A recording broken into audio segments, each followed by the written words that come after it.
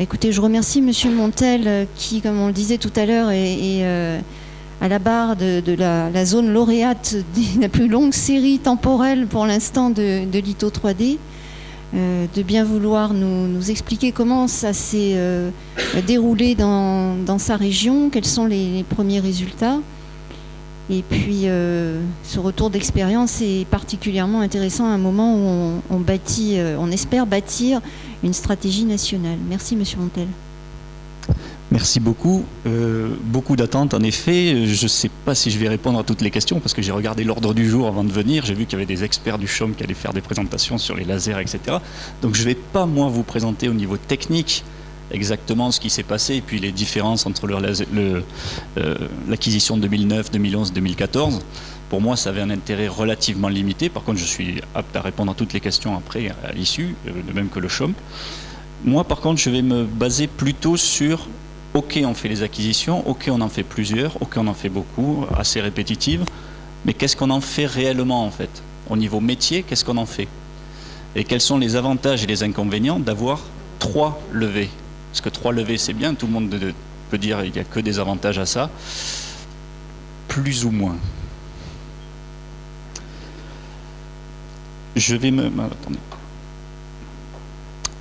permettre juste, pour ceux qui ne connaissent pas le Languedoc-Roussillon, ou du moins le petit historique, je vais vous faire un petit contexte historique du Languedoc-Roussillon. On va dire que dans les années 60, le Languedoc-Roussillon, qu'est-ce que c'est? C'est une zone, je résume beaucoup, énormément viticole, et sur le littoral, beaucoup de marécages. Le principal habitant du littoral était le moustique. Dans les années 60, la mission Racine, du nom de celui qui est dirigé, c'est-à-dire une mission interministérielle d'aménagement du littoral du Languedoc-Roussillon. La mission Racine a eu pour but d'aménager justement tout ça. Donc 8 grosses stations ont été créées, des ports, etc. Du coup, à l'époque, 80% des habitants étaient sur les parties terres. Désormais, 80% des habitants sont sur la partie littorale. Énormément d'investissements dans les années 60. Du coup, maintenant, il faut faire un maintien en condition opérationnelle de cet investissement, on va dire. Et donc, pour revenir au financement des LIDAR, je vous avais dit que je résumais énormément. Pour revenir au niveau du financement des LIDAR, on a vu avec le Finistère qu'il y avait des financements du FEDER presque jusqu'à la commune. Nous, les 3 LIDAR ont été financés par l'État. Voilà, ça c'est fait. Donc, qu'est-ce que je vais vous présenter? Donc, avant le LIDAR 2009, qu'est-ce qui se passait? Comment on faisait nos relevés, etc. Pourquoi on a fait du LIDAR en Languedoc-Roussillon? Les applications litho 3D, alors vous avez vu, j'ai parlé de LIDAR. Pour nous, c'était surtout la bathymétrie, surtout pour moi. Moi, je suis responsable du pôle littoral au service risque de la DREAL. On s'occupe principalement de la bande littorale très proche de la mer. Les applications, donc litho 3D. Les avantages et inconvénients, je vous en parlais, des 3 campagnes rapprochées. Et ensuite, est-ce qu'on va continuer? Est-ce qu'il nous manque quelque chose? Je vais y venir.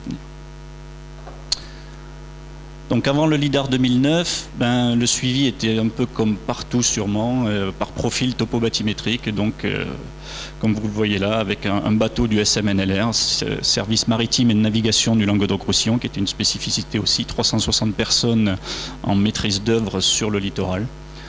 Des campagnes orthophotographiques donc par avion. Vous avez une représentation ici, des sondages, des assemblages. Bon. C'est des techniques qui ont fait leurs preuves, certes, à l'époque, mais qui ont atteint les limites et qui avaient des imperfections. Donc pourquoi le LIDAR en LR et pourquoi donc vers 2009? Nouvelles orientations stratégiques. Donc la MIAL de 2003 avait défini et déjà, on va dire, alimenté beaucoup une stratégie qui allait être nationale désormais, la stratégie nationale de gestion intégrée du trait de côte. Il y avait pas mal d'influence là-dessus. Donc, technique douce, acquisition de connaissances accrues. Besoin d'une vision régionale, puisque bon, les relevés par bateau étaient très ponctuels et vraiment pas globales. L'exploitation exponentielle des SIG, en effet, il faut en parler parce que le LIDAR c'est très bien, mais si on ne les exploite pas ensuite par les SIG, on a juste un semis de points. Besoin de plus de précision pour la compréhension des phénomènes naturels, je vais y revenir. Démocratisation du procédé LIDAR bathymétrique, il faut le dire aussi. Une baisse des coûts qui nous a permis d'y songer. Je rajouterai à ça le litho 3D qui est arrivé, ce qui a été un fort catalyseur quand même pour le premier partenariat en fait. Donc les applications du LIDAR, qu'est-ce qu'on en fait nous ? On s'en sert en fait, nous, mon pôle littoral, au quotidien. Vous allez le voir. Notamment pour les impacts des opérations de défense et aménagement portuaire sur la morphologie des côtes sableuses. Donc là, exemple, suivi et efficacité des rechargements. Sur la baie d'Aigues-Mortes, on avait fait un rechargement de 1 million de mètres cubes en 2008. Donc avec les relevés qu'on avait, plus le LIDAR 2009, plus le LIDAR 2011 et le futur LIDAR 2014, on arrive à voir donc les différences de sable, où il vend, les sédiments, entre la courantologie, les houlographes et le couplage avec le LIDAR, on arrive à voir relativement précisément où s'en va le sable, si encore du sable est mobilisable, etc. etc. Je n'ai qu'un quart d'heure, donc si vous avez des questions, n'hésitez pas après. Je continue donc sur les applications du LIDAR, donc morphologie des barres en croissant, etc. Sur la dérive littorale, l'efficacité des ouvrages, j'en parlais avec les ports, là c'est les ouvrages type brise-lames, épis, etc. Les affouillements, là c'est notamment au port de Marseillan. On s'en sert également pour la délimitation des zones de faiblesse. Je suis au service risque, je vous le rappelle, face aux événements de fortes énergies. Donc l'érosion du littoral, on arrive à voir justement, et on essaie avec de la modélisation, ce qu'on essaie de faire en ce moment, avec de la modélisation, repérer des typologies pour voir à peu près où les submersions marines pourraient provoquer le plus de dégâts possible en fonction de la morphologie des barres d'avant-côte et en fonction de la morphologie des dunes. Donc identification des zones à risque, calcul des bilans sédimentaires, je vous en parlais. Toujours pareil, toujours au niveau de la caractérisation, on essaie de caractériser la morphologie des côtes sableuses. C'est-à-dire, non seulement les barres d'avant-côte, je vais vous parler de la dissipation de l'énergie des barres d'avant-côte, les dunes, etc.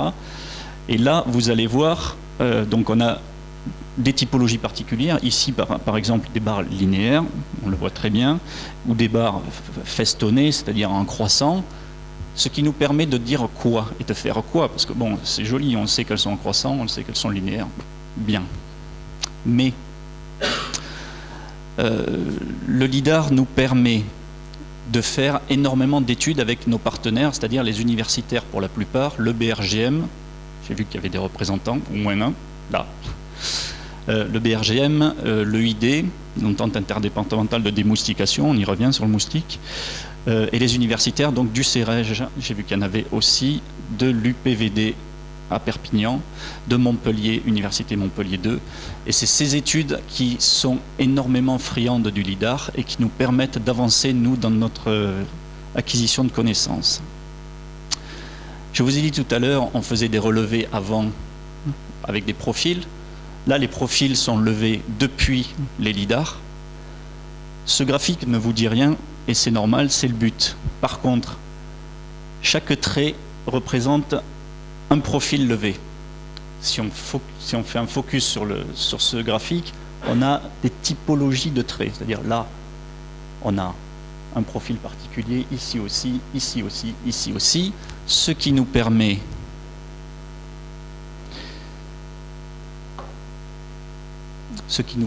voilà, d'arriver à des typologies de profils, on va dire, qu'on caractérise comme ceci, avec des profils qui vont du réflectif jusqu'au dissipatif, donc on va dire, c'est là que je vous ai dit que le risque arrivait. On arrive à modéliser quelque chose qui nous permet de voir où la submersion marine peut être la plus défavorable. Ce qui nous permet de faire une cartographie. Bon, alors là, je ne sais pas si vous y voyez beaucoup, parce que moi déjà, j'y vois pas bien d'ici. Mais pour vous donner une idée, ici, réflectif, intermédiaire, dissipatif, deux dissipatifs ici. Et on a des typologies sur tout le Languedoc-Roussillon de ce que peut faire une submersion marine, entre autres. Puisqu'on a aussi des impacts sur l'érosion, etc. Je n'ai pas mis à mener toute la thèse dont sont issus ces diagrammes.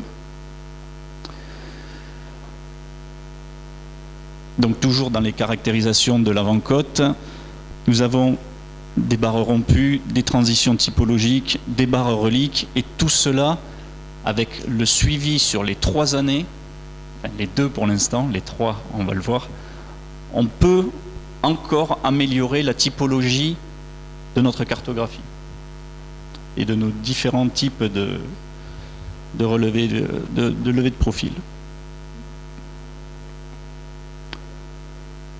Donc le LIDAR, en effet, pour les acquisitions, on l'a vu, c'est très bien. Nous, on en fait de l'analyse de nouvelles connaissances, on partage les données et on fait évoluer la recherche, c'est très bien aussi. Par contre, nous, on est de réal, donc évoluer la recherche, c'est très bien. Acquisition, c'est bien aussi, mais pas seulement. Nous, on s'en sert aussi pour notre métier de réal État, c'est-à-dire élaboration de stratégies de gestion régionale. Je vous parlais tout à l'heure de la SNGITC, Stratégie nationale de gestion intégrée du trait de côte, on la décline au niveau régional. On se sert énormément du LIDAR, topo et bâti. Topo, on ne va pas jusqu'à, on n'est toujours que littoral, on ne va pas jusqu'au fin fond du LIDAR topo, et par contre on prend jusqu'aux premières, deuxième lignes de bâtiments, on va dire. Élaboration des PPRL, c'est là que nous sert la topo aussi, notamment pour la zone d'action mécanique des vagues. C'est-à-dire on voit la submersion marine, on voit jusqu'où elle peut aller. On identifie en fonction de la topographie justement vers où doit aller les vagues, notamment avec un seuil à 2,40 m pour nous en Languedoc-Roussillon. Vulnérabilité, je vous en parlais tout à l'heure, les faiblesses altimétriques, notamment des dunes. Plan de gestion des sédiments, on l'a vu tout à l'heure, déplacement sédimentaire. On essaie d'avoir un plan de gestion des sédiments. Pour l'instant, on l'a au niveau théorique. La prochaine phase, ça va être de l'avoir au niveau pratique, opérationnel. Où on peut trouver le sable, comment, quels sont les stocks, etc. Aide à la décision, donc là, communication, SIG, j'en parlais. Quand je vais voir des élus ou les préfets de région, de département, si j'arrive avec une image, un profil en travers, c'est moyen au niveau de la communication, il ne comprendra pas beaucoup. Si j'arrive avec une image LIDAR super belle, avec des comparaisons LIDAR de mes 2 LIDAR, en disant regardez ce qui se passait avant, regardez ce qui se passe maintenant, croyez-moi, l'aide à la décision, elle est très très rapide. Priorisation des travaux, pareil, visualisation, si je vais devant un élu, j'amène le LIDAR, des photos prises avec le LIDAR, je vais y revenir, qui sont aussi très très précises. Et bien encore, je n'ai pas les dernières. Yves m'a envoyé les dernières. Bon, déjà, il va falloir que, au niveau disque dur, il va falloir pousser les murs, mais sinon, la précision est totalement hallucinante.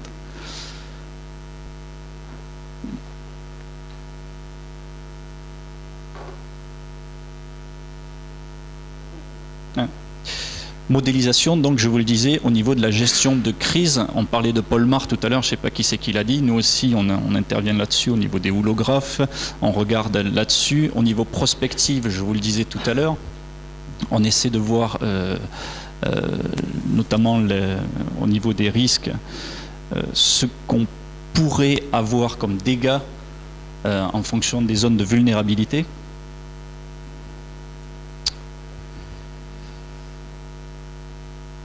Donc les campagnes rapprochées, 1 c'est bien, 2 c'est bien, 3 c'est royal, on en prévoit même une 4e, etc., etc., tous les 2-3 ans. Bon, ça n'a que des avantages, on va dire.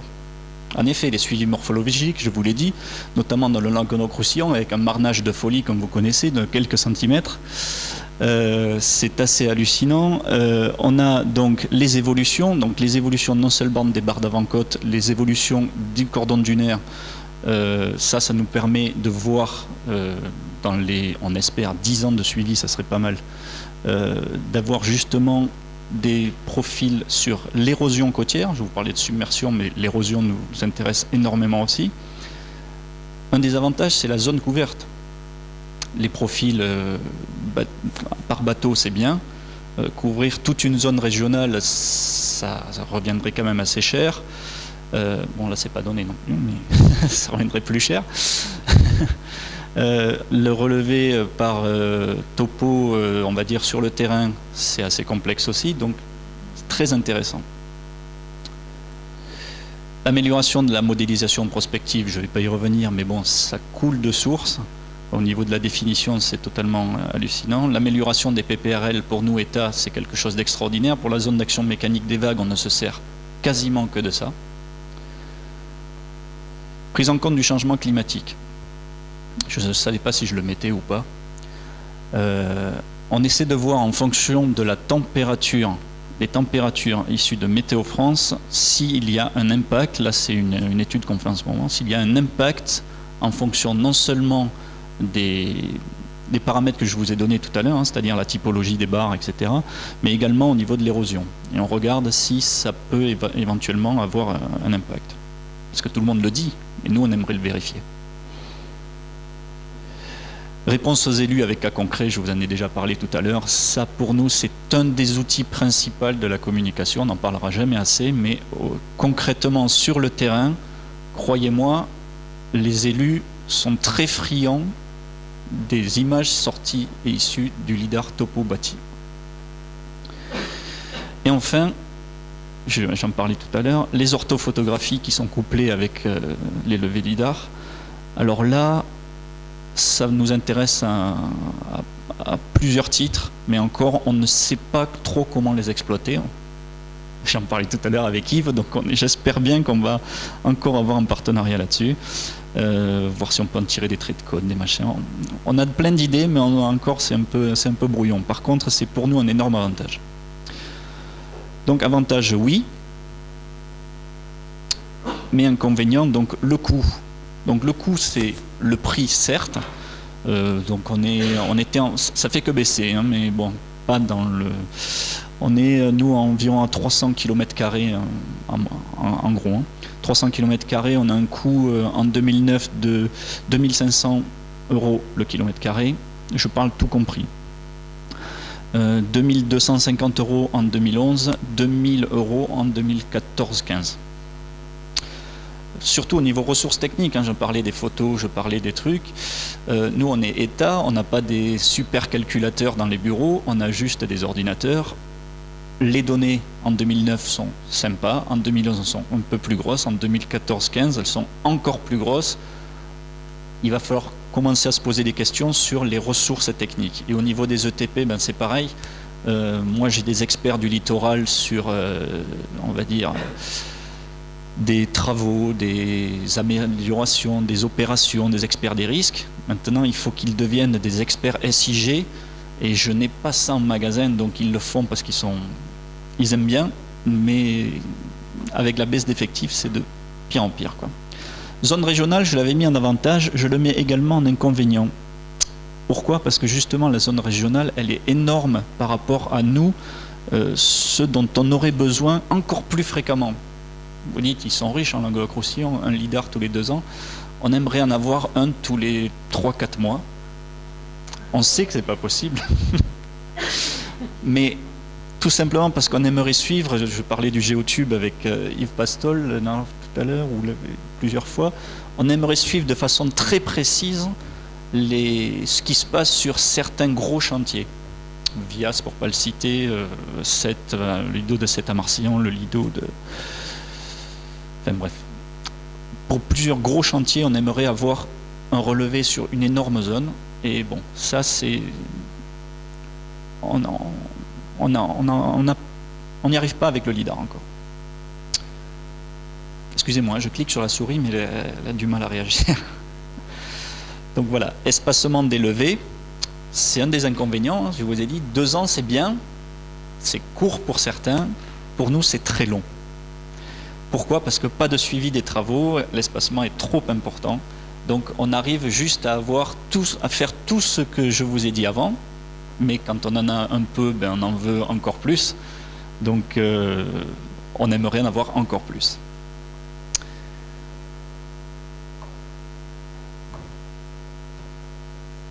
Et Yves-Marie en parlait tout à l'heure, mais c'est quelque chose d'avenir, je l'espère, hein, parce que nous on s'occupe du littoral, et le littoral, il faut savoir qu'en Languedoc-Roussillon, c'est aussi les étangs.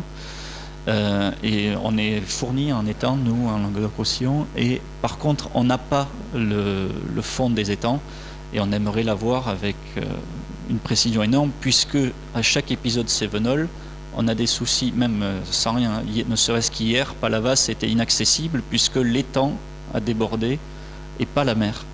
Donc nous, on a un souci énorme avec les étangs quand même.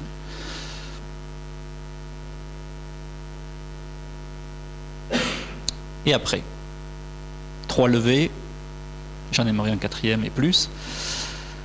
Et après, relation, on aimerait continuer tout ce qui est recherche, etc. Et vous allez voir qu'il nous faut peut-être plus encore.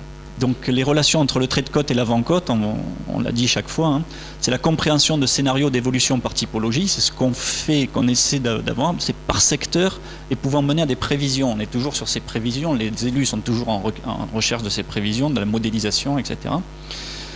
Donc modélisation performante, en effet, de l'hydrodynamique et des simulations des impacts des tempêtes à la côte.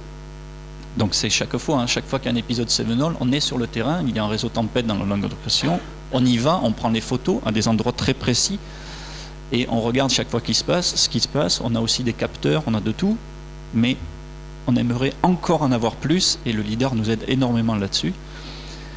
Couplage avec des données sismiques, on est peut-être, alors là je mets de gros guillemets avec ce que je veux dire, on est peut-être une des rares régions à avoir tout le Languedoc-Roussillon couvert en données sismiques, c'est-à-dire qu'on a atteint le substrat rocheux et donc on arrive à avoir le prisme sableux entre les lidars et entre la différence entre le sismique et le lidar. Ça nous intéresse énormément pour notre plan de gestion sédimentaire, donc les déplacements de sable, les stocks sableux, etc., etc. Donc c'est pour la connaissance complète du prisme sableux, vous voyez, le stock réel, etc., etc. Et notamment pour la solution d'aménagement et de gestion opérationnelle, je vous en ai parlé. Les transits dus à la dérive littorale, je profite d'être ici au CEREJ pour dire qu'il y a une étude Longshore en ce moment avec le CEREJ, c'est-à-dire une étude entre les cellules, extracellules, entre les cellules sédimentaires, c'est-à-dire les transits de sable entre les cellules, et pas au sein de la même cellule. Donc entre données bâties LIDAR et les données sur les conditions marines. Bâti des étangs et des estuaires, j'y reviens pas, mais c'est pas le domaine optimum du LIDAR aéroporté. Pour l'instant, je rebondis juste sur la dernière phrase que tu as dite et qui m'intéresse au plus haut point.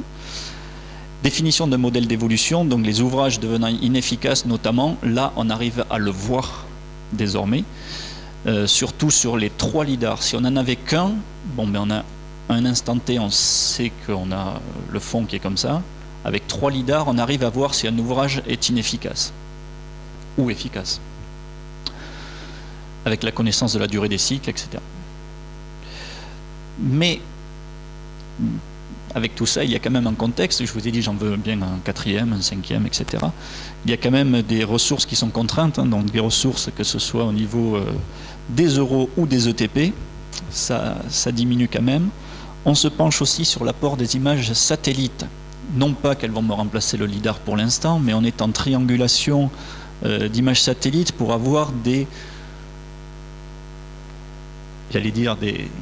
simili-LIDAR, non, de la bathymétrie approchante. C'est-à-dire qu'il nous faut quand même des lidars de référence pour essayer de se baser là-dessus. Et à partir des interpolations qu'on peut faire avec la lumière incidente sur trois images LIDAR, 3 satellites par triangulation, on arrive à peu près, bon alors on n'est pas de l'ordre du 20 cm, rassurez-vous, il y a encore beaucoup d'espace sur les lidars, on est de l'ordre du mètre, mais ça peut nous intéresser pour le suivi de chantier notamment. On est en cours de discussion. L'expérimentation des drones photos, on parlait tout à l'heure des photos, certes, mais c'est surtout le Languedoc-Roussillon, comme je vous l'ai dit, et là, ça serait pour des suivis de chantier ou quelque chose comme ça. Donc là, c'est vraiment sur des petites zones, mais on a eu des expériences et on va en compléter l'année prochaine sûrement, peut-être celle d'après, mais peut-être probablement l'année prochaine, pour voir ce qu'on peut faire avec des photos haute résolution sur petit périmètre.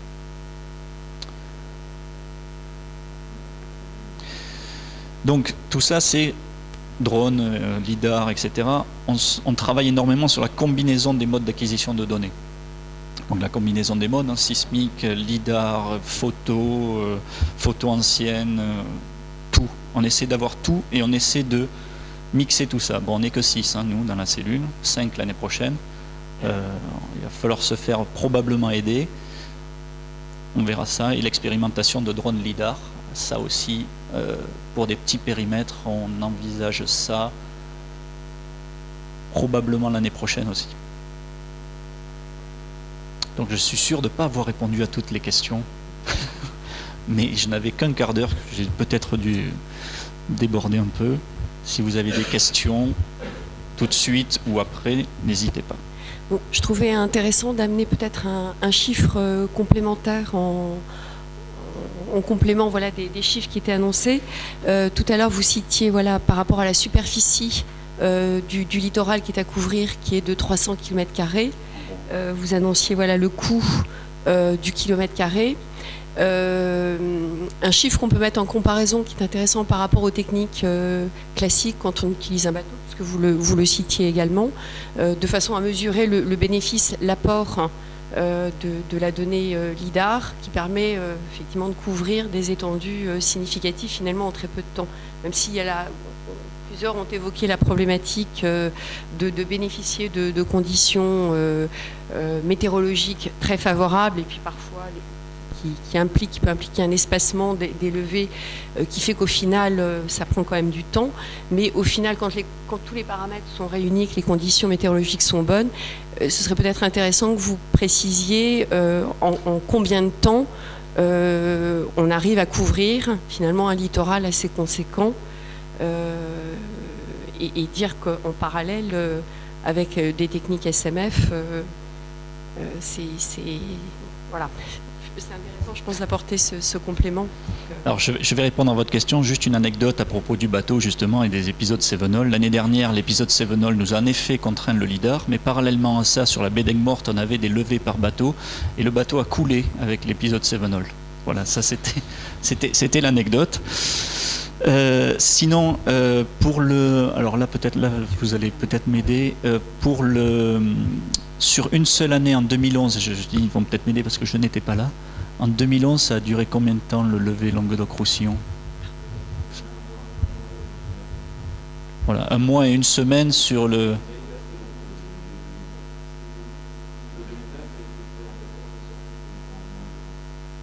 Voilà, donc 14 sorties, moins de 3 semaines pour le 2009 et 1 mois pour le 2011. Le 2014, bon, on a eu des soucis d'ordre, on va dire, administratif, technique et gestion de projet.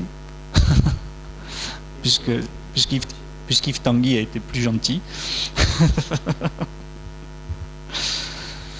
Donc oui, pour le bateau, je n'ai pas d'expérience sur une levée complète du Languedoc-Roussillon par bateau. Le seul truc que je peux vous dire, c'est que sur la baie d'Aigues-Mortes seule, c'est-à-dire qui représente à peu près un 15e du Languedoc-Roussillon, ils font les levées en 1 semaine. Donc 15 semaines sur le Languedoc-Roussillon. Non, à peu près en extrapolant. Que là, on a 1 semaine de levée, 5 jours en fait, 1 semaine ouvrée, 5 jours sur la baie d'Aigues-Mortes, en sachant qu'ils font même pas toute la baie d'Aigues-Mortes, donc ça correspondrait à peu près à 5 x 10, 50 jours ouvrés par bateau. Et quelqu'un sur la plage. Avec un coût de l'ordre de 50 000 € sur ce petit périmètre.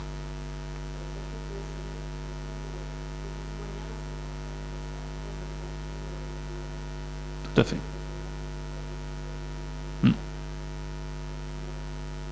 Et en sachant qu'on avait un problème, puisqu'on a des très petits fonds, donc on n'a pas la liaison entre le gars qui arrive jusque-là et le bateau qui n'arrive pas à y aller, donc on a 1 mètre sans rien. Non.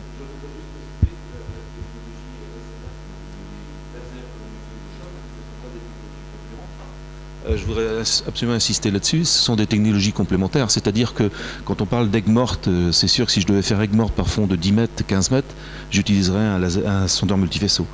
Il y a beaucoup de risques de turbidité, les fonds sont supérieurs à 10 mètres, donc le sondeur multifaisceau est efficace, il a des fauchets qui font 40-50 mètres, donc ça peut aller assez vite. Maintenant, avec un sondeur multifaisceau sur des fonds de 2 mètres, et si on veut avoir une couverture totale, avec des fauchets qui font moins de 10 mètres, Vous imaginez un peu le temps que ça va vous prendre pour faire la côte du Languedoc-Roussillon. Et puis bien sûr, j'insiste, le sondeur multivaisseau n'est pas du tout adapté pour le continuum terre-mer.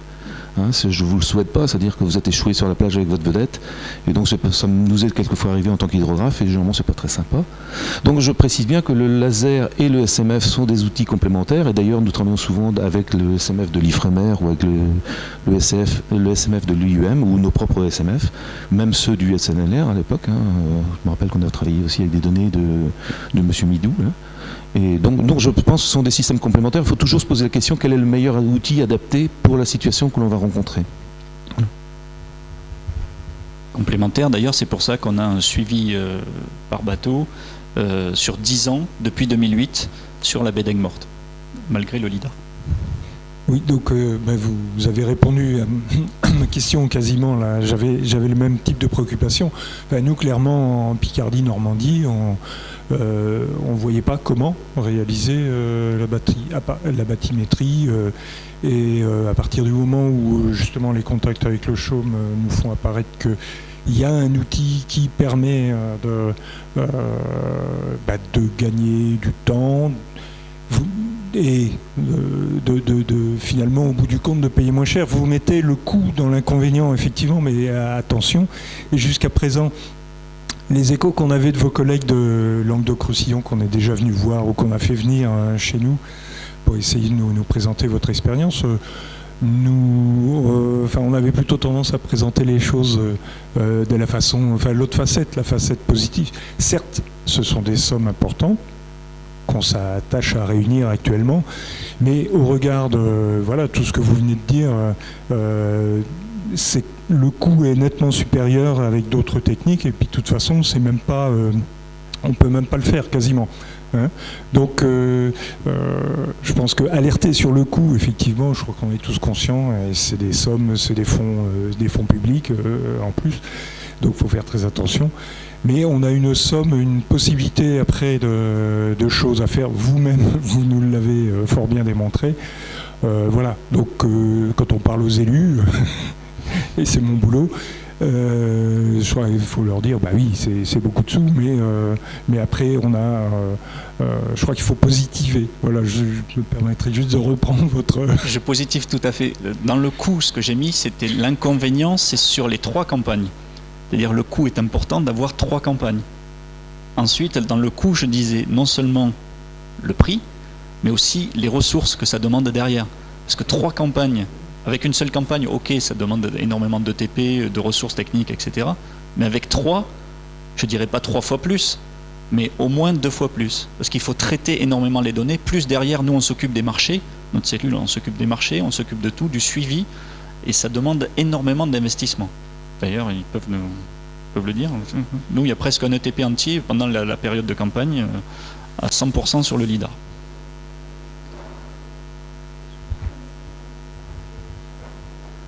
Moi, j'étais très intéressé par votre présentation. Je ne travaille pas du tout dans le domaine, je dirais, des acquisitions LIDAR. Moi, je fais partie de la société Airbus, qui était nommée EADS tout à l'heure. Mais on s'appelle maintenant Airbus, c'est la partie défense et espace, et on opère les satellites d'observation de la Terre, que sont Pléiades et Spot 6-7.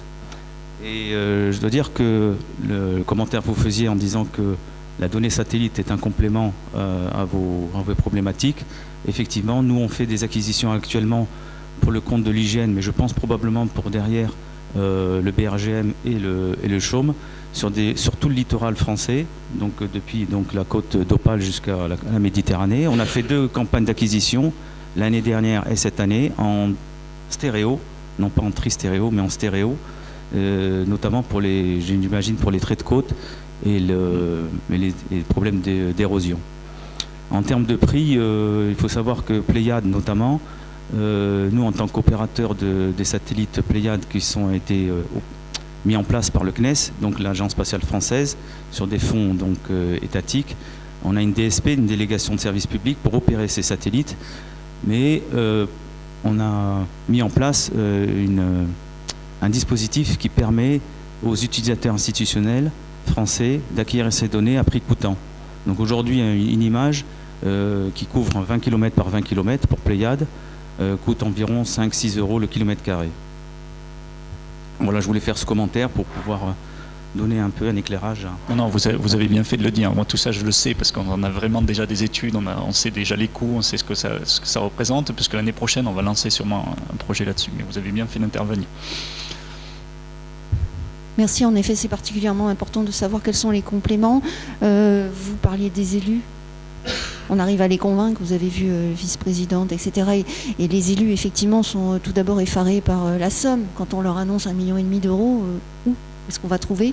Mais quand on leur explique pourquoi, quand on met en route ensuite ce genre de séminaire, ça devient moins cher. Parce que 1,5 million d'euros pour des données qui servent à personne, effectivement, c'est cher. Mais quand on arrive à organiser un séminaire comme celui-là et à montrer toute la richesse de l'utilisation derrière, là, par contre, on commence à penser qu'on a fait de sacrées économies.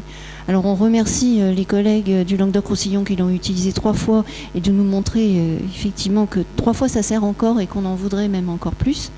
Je souhaiterais préciser, puisque là, je représente PACA et on a le Languedoc-Roussillon, que nous avons un fil conducteur qui est le CHOM et le cahier des charges. C'est-à-dire que nos données sont interopérables et que même si nous travaillons, pour l'instant, il n'y a pas de stratégie nationale par appel d'offres, nous avons veillé à ce que chacun travaille pour une zone patrimoine mondial, qui est la zone de Camargue, à chaque fois sur la zone complète. C'est-à-dire que quand PACA a lancé sa seule campagne, il a pris toute la Camargue, mais les 3 campagnes du Languedoc ont pris toute la Camargue, ce qui signifie que sur cette zone-là, il y a 4 séries de données et c'est une zone qui bouge énormément. Donc effectivement, c'était particulièrement important pour les 2 régions de savoir ce qui se passait. En plus, les transferts sédimentaires sont importants aussi de l'est vers l'ouest. Donc les phénomènes qui arrivent proviennent de PACA, du Rhône, et vous intéresse aussi de savoir ce qui vous arrive et comment ça vous arrive. Le feston là que l'on voit, le double feston que l'on voit, on ne le connaissait pas avant, ni en Languedoc ni en PACA, et on s'est aperçu qu'il a un beau creux de 6 mètres.